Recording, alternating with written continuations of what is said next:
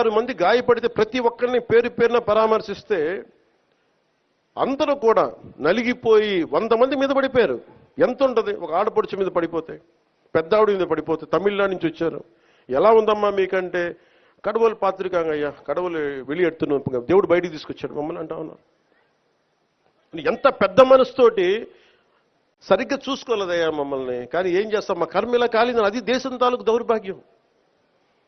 ప్రజలు ఇంత బాధ్యత ఇప్పుడు కష్టం వచ్చినప్పుడు ఎంత అద్భుతంగా చెప్పారంటే నాకు కన్నీళ్ళు వచ్చినాయి. నాకు నిన్న కరిగిపోయాను నేను. వీళ్ళ క్షమాపణలు చెప్పదు ఇంకెవరికి క్షమాపణలు చెప్తాం? ఏఈఓ కానీ, ఏఈఓ వెంకయ్య చౌదరి గారు కానీ, ఈఓ శ్యామలరావు గారు కానీ, చైర్మన్ బిఆర్ నాయుడు గారు కానీ, టీటీడీ బోర్డు సభ్యులు, పాలక మండలి సభ్యులందరూ కానీ, మీరందరూ వచ్చి ఒక్కొక్క వ్యక్తి గురించి కథ వింటే అప్పుడు మీకు బాధ అర్థమవుతుంది. క్షమాపణలు చెప్పండి. మీరు క్షమాపణలు చెప్పి తీరాలి. వేరే దారి లేదు.